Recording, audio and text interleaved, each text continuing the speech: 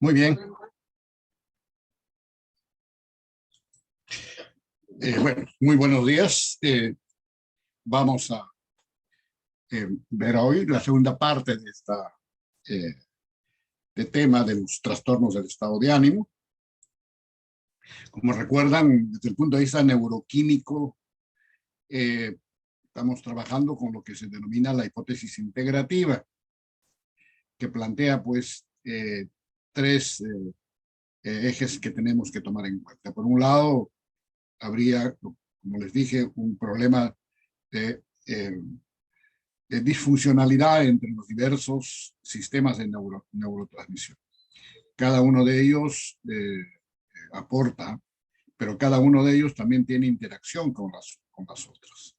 Entonces, al final, lo que se produce es un problema de desbalance en la interrelación entre estos sistemas de neurotransmisión. En segundo lugar, les dije, hay un problema de desregulación a nivel de los receptores sinápticos. Y esto afecta claramente el pasaje de la información al interior de la neurona, ¿no?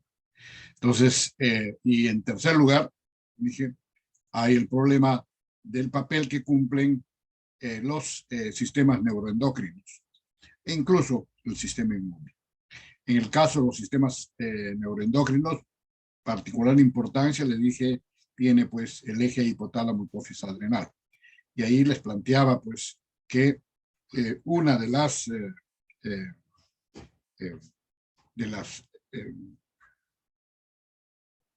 de los daños que produce es que genera inhibición de la neurogénesis y citotoxicidad, cuya expresión más clara es pues, el hecho de la atrofia, la disminución de las dimensiones del hipocampo. Pero no es solo el aumento del cortisol, el aumento crónico del cortisol, lo que agrede, ¿no? Y genera pues efectos morfológicos a nivel del sistema nervioso. Hay otras dos formas como durante la depresión se afecta el sistema nervioso.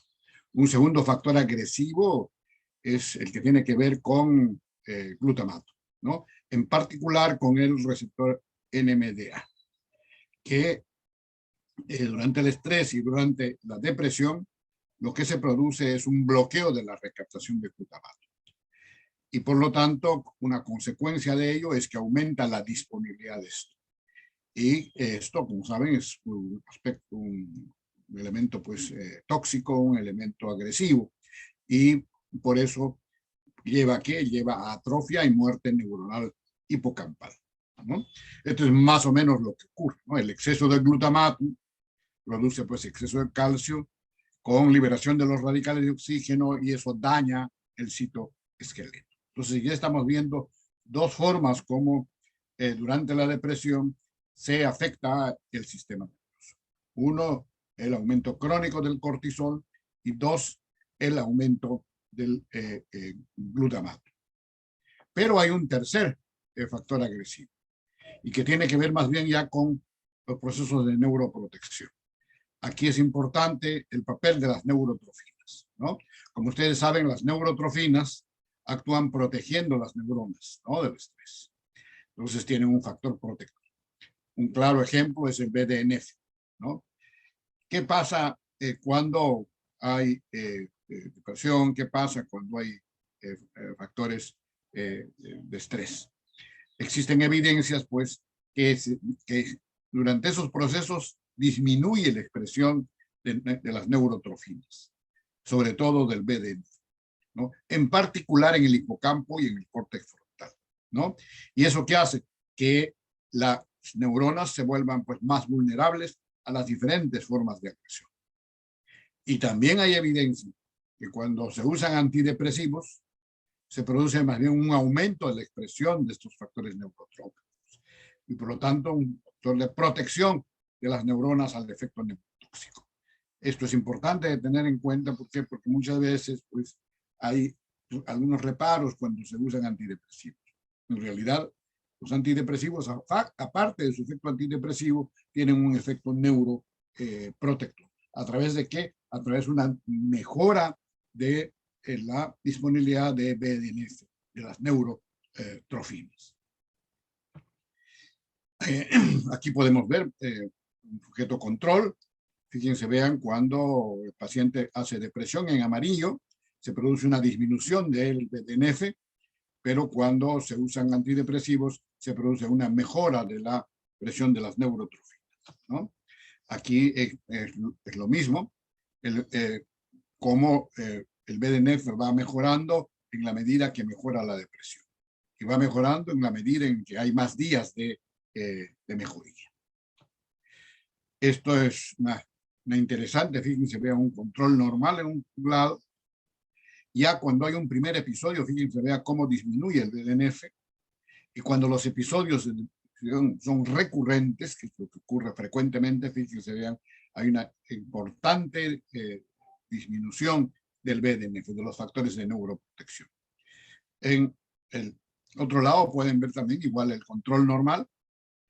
En pacientes deprimidos pero sin intento suicida, fíjense, vean, ya hay una disminución del BDNF, pero cuando hay intento suicida, esto evidentemente disminuye aún más, ¿no?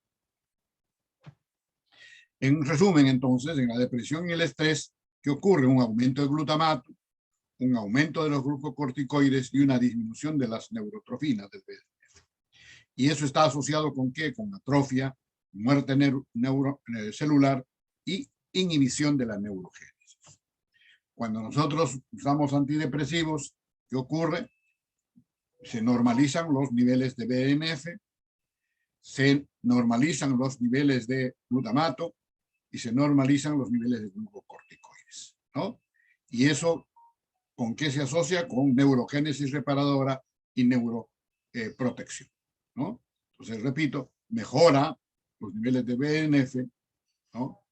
Se normalizan los niveles de glutamato y glucocorticoides. Esta es otra manera de ver cómo la depresión afecta al sistema nervioso. Hay una disminución del volumen de la materia gris, ¿no? Ustedes pueden ver la comparación entre controles sanos, ¿no? Es un estudio prospectivo que se hizo durante 3 años en 38 pacientes, y se observa pues una disminución significativa en la densidad de la materia gris, ¿no? En hipocampo, amígdala, corteza cingulada y corteza prefrontal dorsomediana, ¿no? Son así, muy importantes del sistema nervioso. Y esto es también importante, fíjense, vean, incluso hay cambios gliales a nivel, entonces, en la corteza prefrontal. Como ustedes pueden ver, un lado de la talla, un control normal, una persona de 27 años de edad, y fíjense, vean, al otro lado, un paciente con trastorno depresivo mayor de 32 años, que se observa una reducción en la densidad y la cantidad de células gliales, alrededor del 75%. Esto sería pues la característica más prominente de la patología celular en la depresión. Entonces, como ustedes pueden ver, pues la depresión no es simplemente una cuestión de sufrimiento, ya de por sí importante, no es simplemente cambios subjetivos, hay cambios a nivel del sistema nervioso, es por eso una verdadera pues enfermedad. Algunos han intentado de algún modo organizar esto y de algún modo plantean esta hipótesis, ¿no? Que por cuestiones de predisposición genética o por antecedentes de agresión sexual o de malos tratos en la infancia, se produciría pues una vulnerabilidad fenotípica, ¿no? Quería pues que el eje hipotálamo pulsional, por ejemplo, esté más hiperactivo, igualmente los otros sistemas neuroendocrinos. ¿Y eso qué produciría? Vulnerabilidad al estrés y a los eventos vitales, ¿no? Entonces, cualquier situación en la vida diaria, al final altera pues estos, en superlativo, estos sistemas y se produce pues los síntomas que vamos a conocer. Por otro lado, también se habla de que en la depresión intervienen factores psicosociales, ¿no? En ese sentido, en primer lugar, veamos los factores psicológicos. Ya hemos hablado, las experiencias tempranas de abuso físico-sexual se ve en un grupo de pacientes deprimidos, no se ve en todos los pacientes deprimidos. Y generalmente este antecedente hace pues que el paciente tenga un peor pronóstico, tenga formas más severas de depresión.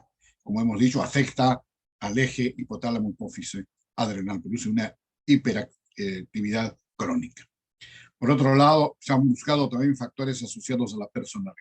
Y en este sentido, los hallazgos son negativos, ¿no? No hay ninguna personalidad predepresiva, no hay ninguna personalidad pues, que predisponga a la depresión. Esta puede producirse en muy diversos tipos de personalidad. Esta otra es la famosa teoría de la desesperanza aprendida, ¿no? Aquí los investigadores que hicieron, trabajaron con animales de laboratorio, ¿no? Entonces, enseñaron a estos animales a evitar una experiencia aversiva, por ejemplo, una descarga eléctrica. Ellos aprendían a bajar una palanca o apretar un botón y de ese modo evitaban la experiencia aversiva. Posteriormente, los investigadores cambian las situaciones de la experiencia de tal manera que hagan lo que hagan, igual había el tratamiento aversivo, se producía, por ejemplo, la descarga. Así que observaron. Observaron que al principio el animal luchaba para evitar la experiencia aversiva, pero con el tiempo ya se dejaba pasivamente llegar a la muerte, ¿no? Entonces, a partir de esto, plantearon pues, que probablemente mucha gente que ha tenido experiencias adversas en la vida, ¿no? Pierde, como se dice, las esperanzas, ¿no? Ya piensa que no va a ocurrir nada bueno. Entonces, y probablemente en algunos pacientes deprimidos puede haber esto. Esto no se puede generalizar, evidentemente. Pero probablemente la teoría más útil en depresión ha sido esta teoría cognitiva de la depresión. Esta fue planteada por Aaron Beck, un psiquiatra suizo, ¿no? Radicado en Estados Unidos. Lo que hizo fue procesar los discursos de los pacientes deprimidos. Y encontró que en los pacientes deprimidos había un sesgo en la evaluación de los acontecimientos, en la lectura de las experiencias, ¿no? Había pues lo que él llamó 3 errores sistemáticos en el procesamiento de la información. En primer lugar, en ellos había lo que se llama inferencia arbitraria, 2, generalización extrema, y 3, falta de discriminación. Les doy un ejemplo. De repente, el niña era castigado por su padre, ¿no?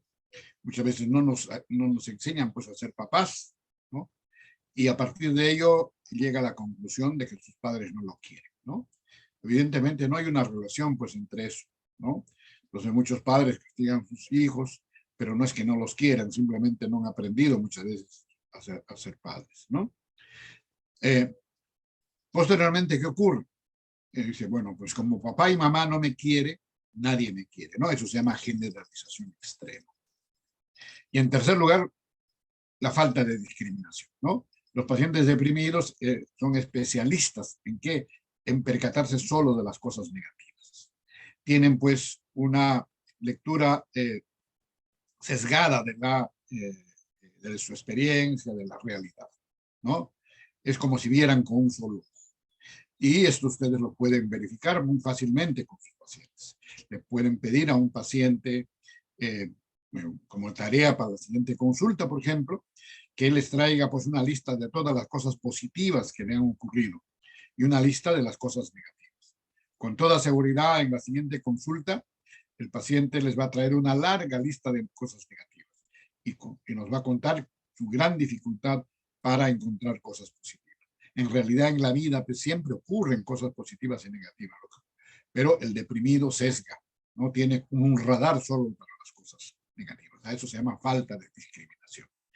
Y esto hace pues, que cuando de repente tomamos la historia clínica del paciente, hay pues un sesgo negativo, ¿no? Sus recuerdos son sobre todo de sus experiencias negativas. Incluso muchas veces descalifica sus experiencias positivas. Y en ese sentido, Beck planteó pues, que en la depresión había esta triada, ¿no? Expectativas negativas del ambiente, nada me va a ir bien, visión negativa de sí mismo, no sirvo para nada, y expectativa negativa del futuro, ¿no? Así es la vida, ¿no? Entonces, si una persona piensa así, evidentemente es difícil, pues, que se sienta bien. Por eso, al lado de la medicación, es muy importante en pacientes deprimidos trabajar todas estas ideas irracionales, ¿no? Hacer psicoterapia. Entonces, si uno combina psicofármacos con psicoterapia, evidentemente los efectos van a ser mejores.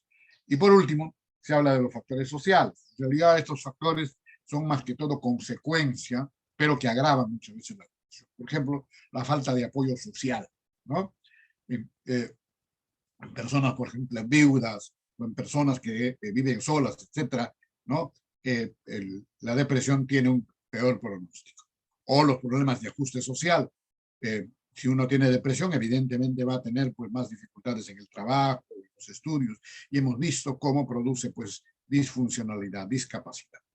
Y por último tenemos este aspecto de los eventos vitales. Aquí lo que se ha visto es de que en pacientes deprimidos, eventos vitales que implican salidas son más frecuentes que en la población general.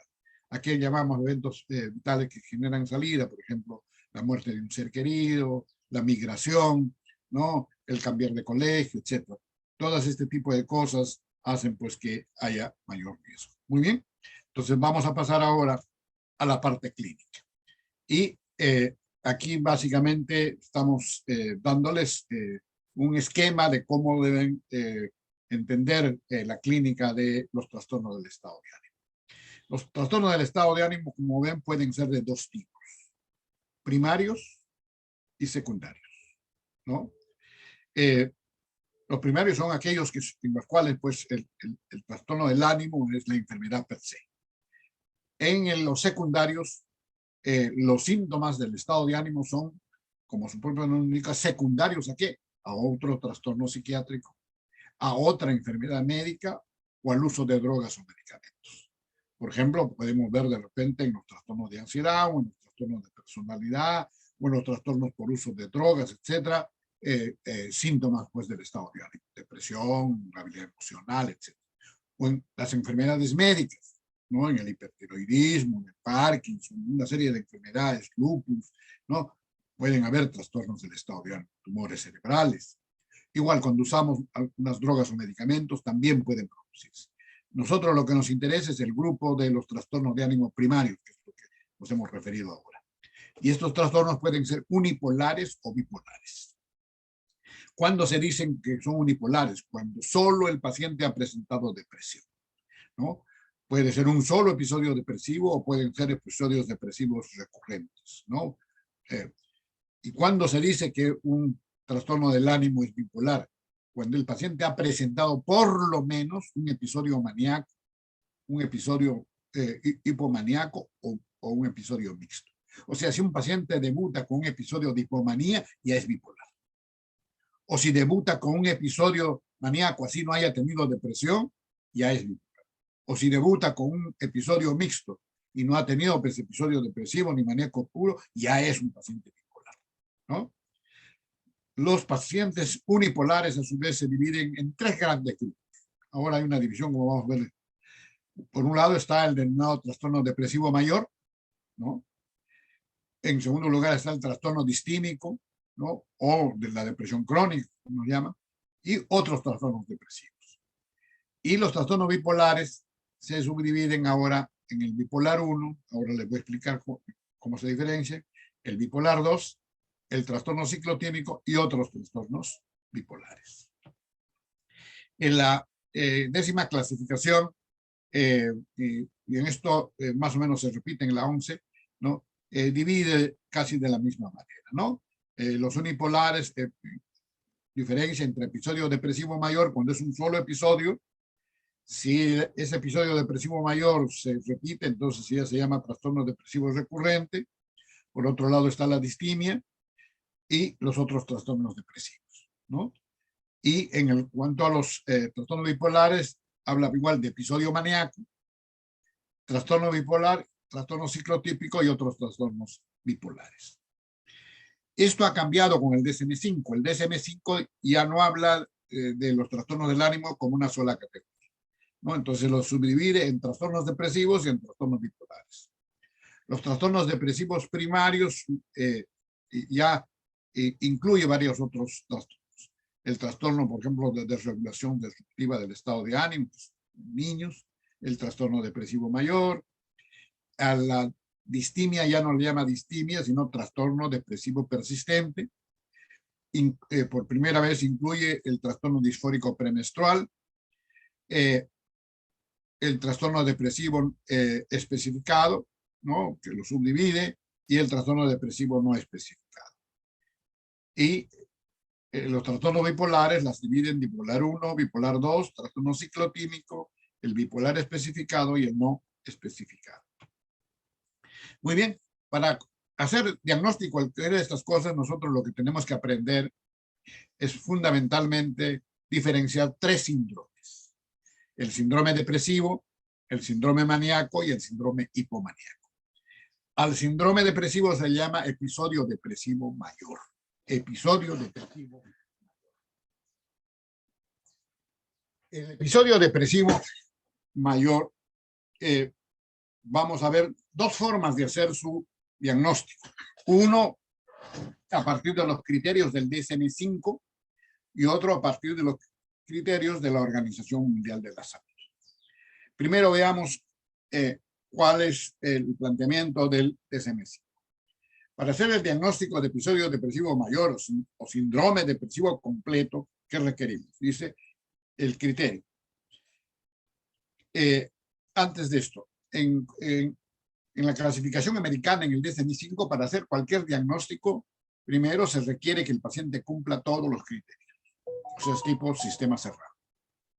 Segundo, los criterios están organizados jerárquicamente, ¿no?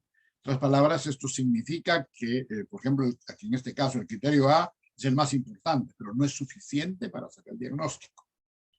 Y tercero, se usan dos tipos de criterios: criterios de inclusión y exclusión. Inclusión, todas aquellas que necesariamente tienen que estar presentes, y exclusión, aquellas cosas que no deben estar presentes, ¿no? Entonces, este criterio, por ejemplo, el criterio A, el criterio de inclusión, el más importante, dice 5 o más de los siguientes síntomas, ¿no? Como ustedes pueden ver, aquí nos da una lista de 9 síntomas. Dice 5 o más de los siguientes síntomas que han estado presentes durante por lo menos 2 semanas, ¿no? Pero dentro de estos 5 síntomas, o por lo menos 5 síntomas, deben estar presentes al menos ánimo depresivo o pérdida del interés. O sea, el uno o el dos. O sea, el paciente debe presentar, para cumplir este primer criterio, por lo menos 5 de estos síntomas. Pero dentro de esos 5 síntomas tienen que estar o ánimo depresivo o anedonia. ¿Cuáles son estos síntomas? Como ven, primero el ánimo depresivo. 2, la anedonia, o sea, la capacidad para sentir placer, la disminución del interés, de la motivación, ¿no? El paciente dice, no tengo ganas de nada. En tercer lugar, problemas en el apetito, sobre todo disminución en el apetito, y muchas veces eso lleva a disminución en el peso. Sin embargo, hay un grupo de pacientes en los cuales, en vez de disminución del apetito, puede haber un aumento del apetito, ¿no? Eso se da sobre todo lo que llamamos depresiones inespecíficas. En tercer lugar, trastornos en el sueño. Lo más probable es el insomnio. Pero igual, en las depresiones atípicas puede haber también hipersomnio. El paciente se queja de sueño durante todo el día. Igual, alteraciones motoras, sobre todo lentificación motora, que es lo más frecuente, pero muchas veces en pacientes, sobre todo de la tercera edad, en vez de haber lentificación, hay inquietud motora, ¿no? Lo que muchos llaman las depresiones agitadas. Fatiga, cansancio, la pérdida de energía, este es un síntoma clave, ¿no? Y luego hay varios síntomas cognitivos, sentimientos pues, de inutilidad o culpas, de que no sirve para nada o que es culpable de cosas, que muchas veces pueden llegar incluso a niveles delirantes. O sea, ya no muchas veces simplemente son sentimientos, sino muchas veces ideas delusivas de culpa o de inutilidad, ¿no? Igual disminución de la capacidad para pensar, para concentrarse, dificultades para decidir y pensamientos recurrentes de muerte, ¿no? Ideación suicida recurrente, muchas veces intentos suicidas o planes para suicidarse. Entonces, el paciente tiene que presentar por lo menos 5 de estos 9 síntomas. Y dentro de estos 5, por lo menos síntomas, por lo menos debe estar presente o ánimo depresivo o anedonia. En segundo lugar, el segundo criterio importante es que estos síntomas afectan la funcionalidad, provocan malestar o deterioro, ¿no? En el trabajo, en los estudios, en la vida social, en la vida familiar. Afectan la funcionalidad, son discapacitantes. Entonces, esto es... y esta es la otra manera. La Organización Mundial de la Salud dice que para hacer el diagnóstico de síndrome depresivo completo, ¿no? O episodio depresivo, ¿no? El paciente tiene que reunir 2 tipos de síntomas, los síntomas típicos y los otros síntomas. ¿Cuáles son los síntomas típicos de acuerdo a la OMS? El ánimo depresivo, la anedonia y el cansancio o fatiga. Esos son los 3 síntomas típicos de depresión. ¿Cuáles son los otros síntomas? Prácticamente los mismos que están descritos en el CIE-10, ¿no? Disminución de la atención, ideas de culpa, problemas en el sueño, problemas en el apetito. ¿Cuánto deben durar estos síntomas? Al menos 2 semanas. Al menos 2 semanas. Y por último, esto deben producir discapacidad, ¿no? Hay una reducción en la capacidad para desenvolverse en los trabajos, en los estudios, en la vida social. Muy bien. El segundo síndrome que tenemos que aprender a reconocer es el denominado episodio maníaco o síndrome maníaco, ¿no? ¿Cómo lo reconocemos? Criterio A, se supone el más importante, dice un periodo bien definido de un estado de ánimo más bien anormal y persistentemente elevado, expansivo o irritable. Lo más frecuente, elevado, ¿no? El paciente está muy contento, eufórico, el ánimo pues en punta, ¿no? Algunas veces puede ser irritable.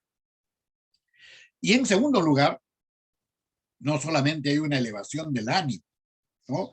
Anormal y persistente, sino un aumento anormal y persistente de la actividad o de la energía, ¿no? El paciente está pues con mucha energía, con muchas ganas, ¿no? Que dura como mínimo una semana, ¿no? Entonces ese es el primer criterio que... Segundo, durante este periodo, ¿no? El paciente debe presentar 3 o más de los siguientes síntomas, ¿no? Como ven, aquí nos dan una lista de 7 síntomas en las cuales el paciente tiene que presentar por lo menos 3. Por ejemplo, autoestima exagerada o grandiosidad, ¿no? El paciente, pues, se cree el más, se cree capaz de todo, ¿no? Puede llegar incluso a ideas delirantes de grandiosidad. 2, la disminución de la necesidad de dormir. Como ven, no decimos aquí insomnio. El paciente muchas veces duerme 2, 3, 4 horas, pero se levanta con vitalidad, se levanta con ganas de hacer cosas, muy animado, ¿no? Hay una disminución de la necesidad de dormir. Está más hablador de lo habitual, o de lo rey, con la familia le dice, doctor, parece que se ha comido un loro, habla todo el día, ¿no? Y puede llegar incluso a fuga de ideas. Hay distraibilidad, pasa pues de un tema a otro, aumento de la actividad, ¿no? Y muchas veces puede llegar incluso a verdadera agitación psicomotora, la agitación maníaca. Y una cosa interesante, se implica en actividades que tienen consecuencias de muchas consecuencias graves, ¿no? En conductas de riesgo. Por ejemplo, de repente pues hace compras y vuela la tarjeta, ¿no? O sale a caminar y entra en experiencias sexuales con cualquier persona, ¿no? O hace pues inversiones económicas alocadas, ¿no? Y esto evidentemente causa pues deterioro en la capacidad adaptativa, ¿no? Entonces son 2 cosas importantes. Luego tenemos el episodio hipomaníaco, síndrome hipomaníaco. ¿Cómo diferenciar? Los síntomas son los mismos. La única diferencia es, primero, que la intensidad de los síntomas es menor que en el episodio maníaco. Segundo, que nunca en el episodio hipomaníaco hay síntomas psicóticos. En el episodio maníaco sí pueden haber síntomas psicóticos. Y tercero, importante, es que generalmente en el episodio hipomaníaco la afectación de la funcionalidad es mínima o muchas veces incluso mejora la funcionalidad. Gente en hipomanía muchas veces es mucho más competente, no se cansan, trabajan pues todo el día, ¿no?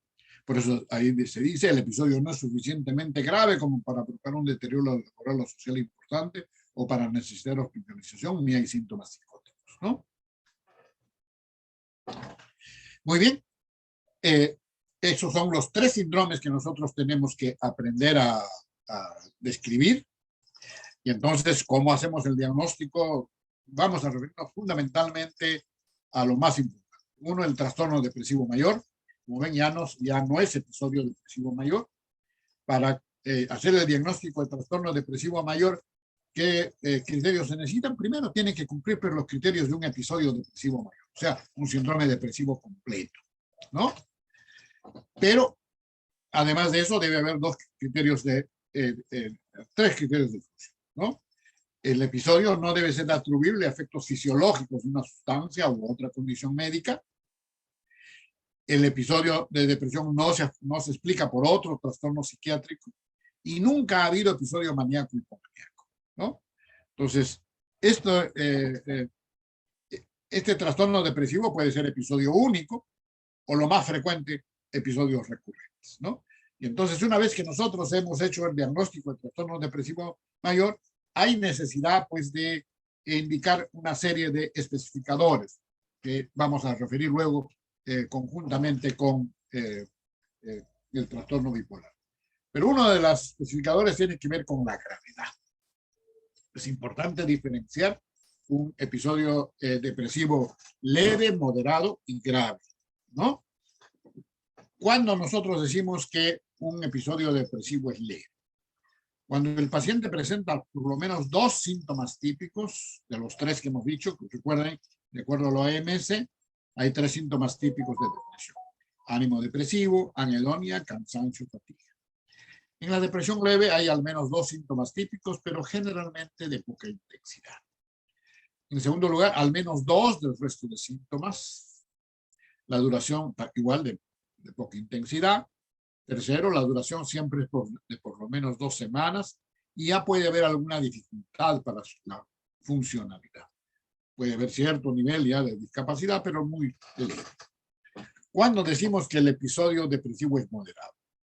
Cuando al menos presenta el paciente 2 síntomas típicos, pero ya de mayor intensidad. Al menos 3 y preferiblemente 4 de los demás síntomas, también con mayor intensidad. La duración siempre es al menos de 2 semanas y ya comienza a haber grandes dificultades en la funcionalidad. Y hay grandes dificultades para continuar desarrollando su actividad social, laboral, académica, doméstica, ¿no? Y por último tenemos el episodio depresivo grave. Cuando decimos que un episodio depresivo es grave, 2 opciones. La primera, cuando presenta síntomas psicóticos. Si el paciente presenta síntomas psicóticos, sí es suficiente para considerarlo grave. ¿Ya? La otra opción es cuando están presentes los 3 síntomas típicos, generalmente ya con gran intensidad: el ánimo depresivo, la anedonia, el cansancio y fatiga. Además, generalmente 4 de los demás síntomas, los cuales también tienen intensidad grave, la duración siempre 2 semanas, y ya el paciente tiene una gran discapacidad, ya no es capaz de continuar con sus actividades laborales, sociales, académicas. Muy bien. El segundo trastorno que tenemos que aprender a diferenciar es el trastorno depresivo persistente. Es lo que se llama generalmente trastorno distímico, ¿no? O algunos hablan de trastorno. ¿Cuál es el primer criterio? En primer lugar, es una depresión crónica, ¿no? Como ven, dice estado de ánimo deprimido, ¿no? Durante un mínimo de 2 años. ¿No? Ánimo deprimido la mayor parte del día, la mayoría de los días, ¿no? Durante un mínimo de 2 años. Por eso decimos, en primer lugar, es una depresión crónica. Ahora, durante los episodios depresivos, durante el periodo depresivo, ¿no? debe presentar por lo menos 2 o más de los siguientes síntomas. O sea, además del ánimo deprimido, cuando está durante estos episodios de 2 o más años, el paciente debe presentar por lo menos 2 o más de los siguientes síntomas: alteraciones del apetito, del sueño, poca energía, fatiga, baja autoestima, ¿no? Falta de concentración, sentimientos de desesperanza, ¿no? Por lo menos 2 de estos. Durante el periodo de 2 años o más de alteración, el individuo nunca ha estado sin los síntomas durante más de 2 meses seguidos. O sea, puede haber periodos durante esos 2 años, de repente 2 semanas, 3 semanas, pero siempre menos de 2 meses en las cuales puede no haber tenido síntomas. ¿Ya? O sea, nunca en esos 2 años ha estado asintomático. En otras palabras, más de 2 meses, ¿no? Por lo general, puede estar algunos días, algunas semanas sin síntomas, pero la mayor parte del tiempo de esos 2 años ha estado deprimido, ¿no? Y aquí agrega el DSM-5 otro criterio, dice: los criterios para un trastorno depresivo mayor pueden estar continuamente presentes durante 2 años. O sea, si el paciente ha cumplido criterios para trastorno depresivo mayor y este dura más de 2 años, deja de ser trastorno depresivo mayor y ya se transforma en un trastorno depresivo persistente. Ese es uno de los cambios que el DSM-5 ha incluido en la actual clasificación, ¿no? Evidentemente, nunca ha habido un episodio maníaco o hipomaníaco, y la alteración no se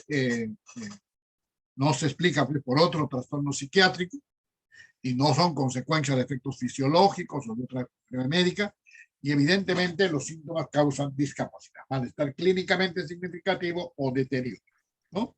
Entonces, estos son los criterios, pues, para trastorno distímico.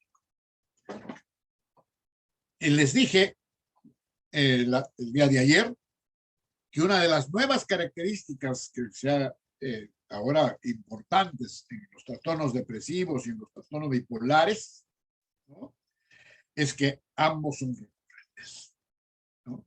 Y por eso es importante reconocer predictores de recurrencias. ¿Cuándo debemos estar atentos? Cuando se presenta esto, hay una gran probabilidad que el paciente vuelva a recaer.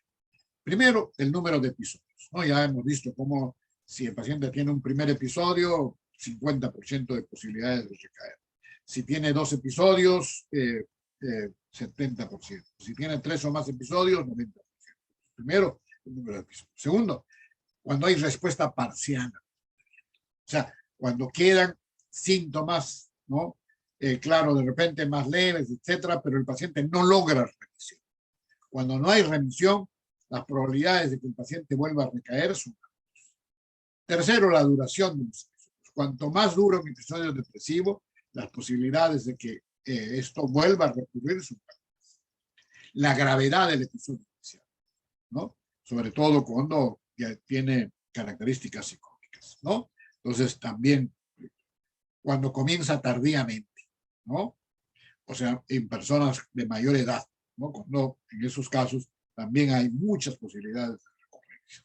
Evidentemente, la presencia de estresores psicosociales crónicos. No es solo cuestión de medicación, ¿no? El ambiente. O la presencia, como ya les indiqué, de distorsiones cognitivas no tratadas, ¿no? Entonces, si no hacemos psicoterapia, si no eliminamos estas ideas irracionales que tiene el paciente sobre el ambiente, sobre sí mismo, ¿no?, sobre el futuro, muy difícil, pues, que el paciente logre remisión. Pero igual es importante reconocer algunos predictores de bipolaridad, ¿no? Muchas veces el paciente debuta, pues, o presenta al principio solo episodios depresivos. Entonces, estamos haciendo diagnóstico todavía de trastorno unipolar. Pero un paciente unipolar con el tiempo puede ser bipolar, sí. Al revés, no se puede, ¿no? O sea, no es un paciente unipolar, bipolar no puede terminar siendo unipolar. Entonces, pero un paciente unipolar, sí. Entonces, ¿qué predictores? ¿Cuándo debemos sospechar de que en realidad el paciente está presentando una depresión de lo bipolar? Primero, cuando la depresión se inicia rápidamente, ¿no? En la depresión unipolar, generalmente el inicio es más insidioso. cuando de repente el paciente ha estado bien y de un momento a otro, en 1 o 2 días, inicia una depresión, hay que sospechar de que pueda ser una depresión bipolar. Segundo, cuando la depresión se inicia precozmente, antes de los 25 años. Ya les explicaba, los no bipolares generalmente se dan antes de los 25 años, se inicia, ¿no? La mayoría. Y los unipolares, les dije, más bien desde los 25 años. ¿No? Eso es la regla general, pero como les dije, eso tiene también excepciones. No significa que no se pueda dar antes o después. Pero cuando hay un inicio precoz, hay que sospechar de que de repente se trata, no necesariamente, pero puede tratarse de una depresión.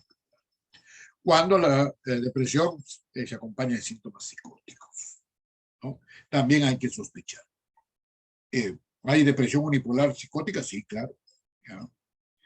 Cuando la depresión se precipita luego del parto, ¿no?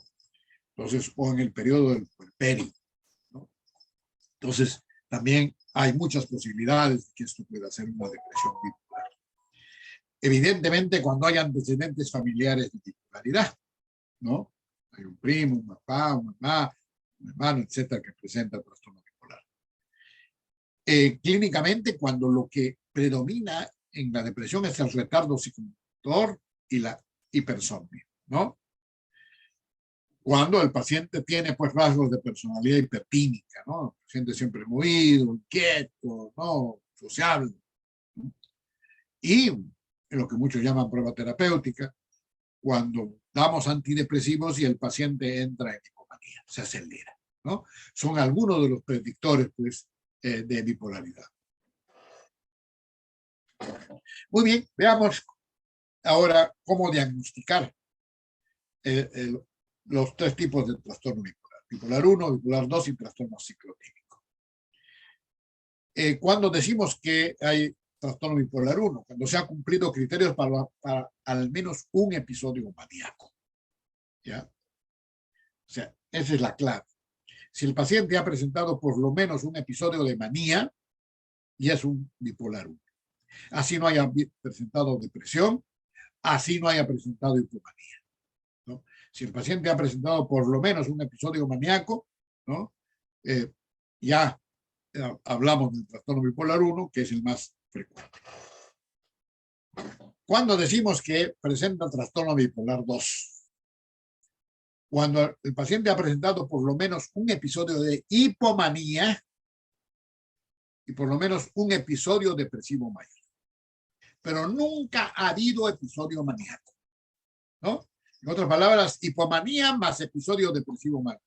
El paciente puede haber presentado de repente pues 2, 3, 4, 5 episodios de hipomanía, 2 o 3 episodios de depresión mayor, pero nunca ha habido episodio maníaco.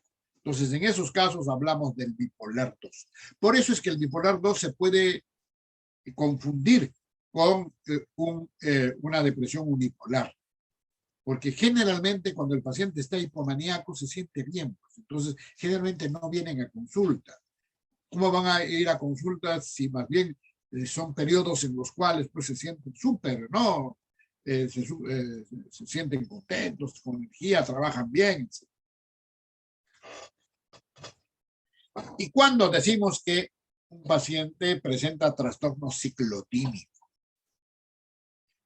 El trastorno ciclotímico, en primer lugar, es un trastorno del ánimo crónico, al igual que la distimia, ¿no? Dice aquí, durante al menos 2 años han habido numerosos periodos de síntomas hipomaníacos, fíjense, vean, pero que no cumplen criterios para episodio hipomaníaco.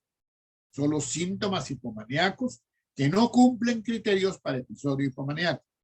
Y numerosos periodos de síntomas depresivos que no cumplen criterios para episodio depresivo mayor. O sea, hay síntomas de hipomanía y síntomas de depresión, pero en ningún momento cumplen criterios para hipomanía. Si cumplen criterios para hipomanía, ya sería, pues, trastorno bipolar 2, ¿no? Entonces, y tampoco cumplen criterios para episodio depresivo mayor, ¿no? Y durante el periodo de 2 o más años, los periodos depresivos e hipomaníacos han estado presentes por al menos la mitad del tiempo. Y la persona no ha estado sin síntomas por más de 2 meses, ¿no? Al igual que, ¿no? Puede haber periodos en los cuales está sin síntomas, pero nunca más de 2 meses durante este periodo de 2 o más años. Entonces, si un paciente presenta episodio maníaco, bipolar 1. Si el paciente siempre ha presentado hipomanía, episodios depresivos, pero nunca ha presentado síndrome maníaco, entonces bipolar 2. Si presenta solo síntomas depresivos y de hipomanía, pero que nunca han llegado a ser episodio hipomaníaco ni episodio depresivo, trastorno ciclotímico. Y esto durante por lo menos 2 años, evolución crónica. Una vez que hemos hecho el diagnóstico de trastorno depresivo mayor, trastorno depresivo persistente o trastorno bipolar en cualquiera de sus variedades, ahora usamos lo que se llaman los especificadores, ¿no? Importantes, ¿por qué? Porque ellos nos van a dar alguna información sobre el pronóstico, sobre la manera de tratar, etc. El primer especificador es la ansiedad, ¿no? Es muy frecuente, pues, que estos pacientes presenten al mismo tiempo síntomas depresivos. ¿Y por qué es importante reconocer la ansiedad? Porque la ansiedad, cuando la depresión o el cuadro bipolar se asocia a depresión, tiene peor pronóstico. En segundo lugar, hay que ver si tiene características mixtas, ¿no? Ahora ya no hay lo que se llama episodios mixtos. Ahora se ha visto pues, que tanto en episodios de manía como en episodios depresivos muchas veces pueden haber síntomas del otro polo. Entonces, por eso se habla de episodio maníaco, hipomaníaco con características mixtas. ¿Cuándo? Cuando cumple criterios para manía o hipomanía, pero al menos presenta 3 de los síntomas depresivos, ¿no? Y igual, episodio depresivo con características mixtas, cuando cumple criterios para episodio depresivo mayor y al menos 3 de los síntomas de tipo maníaco. El ciclaje rápido. ¿Cuándo se habla de ciclaje rápido? Estas son las formas más graves de bipolaridad, ¿no? Cuando el paciente presenta al menos 4 episodios durante un año, ¿no? Por lo menos 4 episodios durante un año. La otra característica que hay que recalcar es si tiene características melancólicas. ¿Cuándo se dice que tiene características melancólicas? Cuando lo que predomina en la sintomatología son los síntomas somáticos. Cuando predominan los síntomas somáticos. Ya les hablaba de la depresión atípica. Cuando se habla de depresión atípica, cuando presenta reactividad del ánimo, o sea, el ánimo mejora ante eventos positivos, y al mismo tiempo hay 2 o más de los síntomas, ¿no? En vez de haber pues pérdida de apetito, hay aumento del apetito. En vez de haber insomnio, hay hipersomnio, ¿no? Entonces, esas son un poco características importantes de las formas atípicas, que es más frecuente, como le dije, en mujeres, ¿no? Igual si tiene características psicóticas, cuando hay alucinaciones o ideas delirantes. Con catatonía, ¿no? Cuando hay pérdida pues, de la motilidad o síntomas catatónicos. Cuando se inicia en el periparto, ¿no? Y eso puede ser mucha más frecuencia en el periodo del puerperio. Y por su curso también puede haber con remisión parcial, o sea, no ha habido remisión total, y lo que debemos buscar en general es que haya una remisión total. O sea, por lo menos durante 2 meses no hay síntomas depresivos. Y otra cuestión, el patrón estacional, ¿no? Muchas veces los episodios se presentan pues más o menos por las mismas épocas, ¿no? Hay una relación temporal, como se dice, entre el inicio de un episodio y un momento particular del año, ¿no? Y esto que tiene que haberse dado por lo menos en los 2 últimos años. Ya a la severidad nos hemos referido como y volver a recalcar. Cuando hablamos de cicladores rápidos, cuando el paciente presenta 4 o más episodios al año, el 75% de los casos son mujeres, ¿no? Hemos dicho, las mujeres presentan más episodios depresivos, las mujeres presentan más episodios mixtos, las mujeres presentan más trastorno bipolar 2. Las mujeres presentan más episodios atípicos y presentan más ciclaje rápido. El curso de la enfermedad, ¿no? Generalmente, pues, esto ha cambiado. Antes pensábamos que el paciente se recuperaba plenamente, pero ahora sabemos que los estados subsindromáticos, o sea, subsisten síntomas más leves, no logran una remisión total, son 3 veces más frecuentes que los estados sindromáticos completos, ¿no? Y los periodos, hay periodos en los cuales el paciente mejora, periodos en los cuales hay discapacidad, ¿no?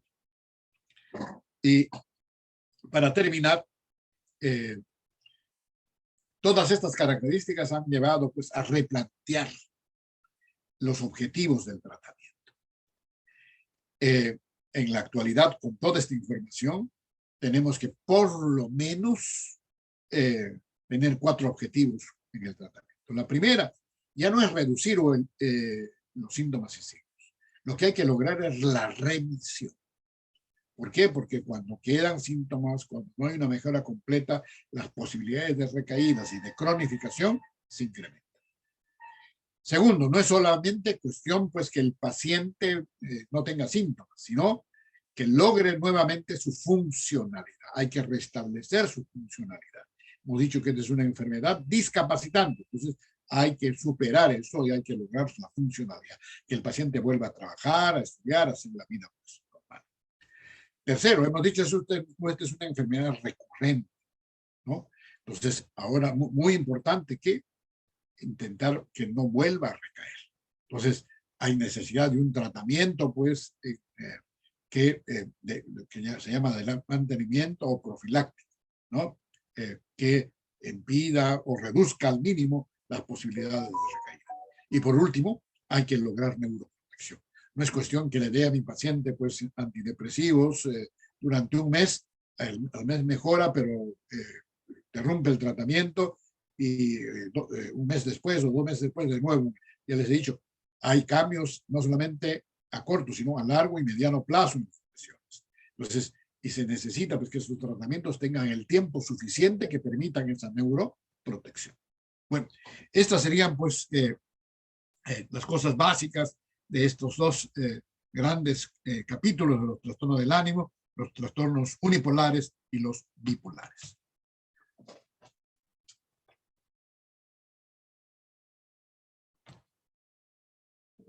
Muy bien. Si hay algunas preguntas, ahora, con todo gusto. Tenemos todavía, creo que unos 7 minutos. Estamos dentro del tiempo.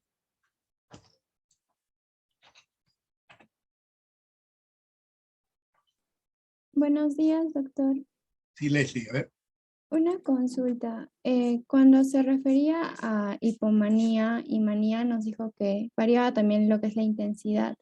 Así es. Pero creo que la intensidad podría resultar subjetiva.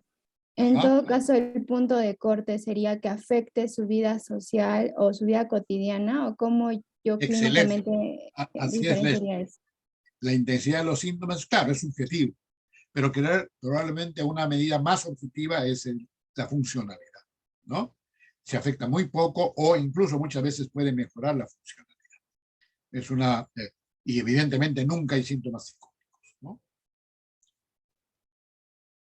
Gracias. Y respecto al tratamiento que nos mencionó en el último punto, en ambos polos de lo que vendría a ser trastornos del ánimo, se trata con psicoterapia. Es que a veces cuando busco información, existen diversos tipos de psicoterapia. Entonces, ¿nos podría mencionar cuál se debe aplicar a cada uno o por qué es que lo diferencian en tipos de psicoterapia, por favor? En general, yo diría que primero el tratamiento tiene que ser, pues, integral, ¿no? Por un lado está el brazo biológico, si ustedes quieren, ¿no?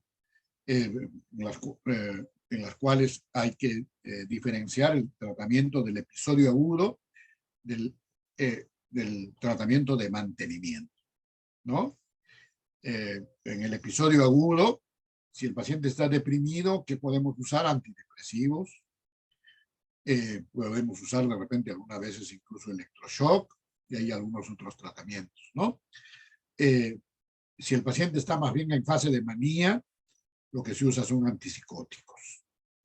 Pero por otro lado tenemos ya el tratamiento de mantenimiento, o sea, dirigido más bien a evitar que el paciente pues vuelva a recaer. Entonces ahí la molécula más usada es litio. Como repito, tanto en unipolares como en bipolares, ¿ya?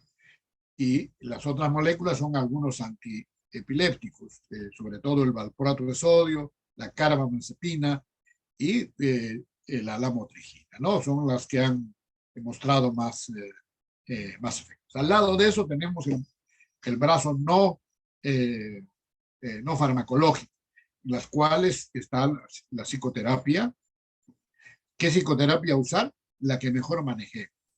¿Dónde hay más trabajo sobre esto? En terapia cognitiva conductual, ¿no? Pero en general yo diría que debemos usar la que mejor manejamos. Al lado de eso, psicoeducación, una cosa fundamental. Hay estudios que indican cómo cambia pues, el pronóstico con el uso de psicoeducación. Estas son enfermedades crónicas. Entonces el paciente, la familia necesitan conocerlas, ¿no? Necesitan saber cuál es la naturaleza de su enfermedad, cuáles son las características del tratamiento, etc. Entonces, importante que la rehabilitación psicosocial, ¿no? Que cumpla pues tareas en casa, que haga deportes, etc. Hay toda una serie de elementos que uno tiene que incluir, ¿no? Entonces, el tratamiento, muchas veces el tratamiento de la propia familia, ¿no? Entonces, en cada caso, por eso tenemos que evaluar integralmente y en función de eso plantear pues un esquema terapéutico. Gracias.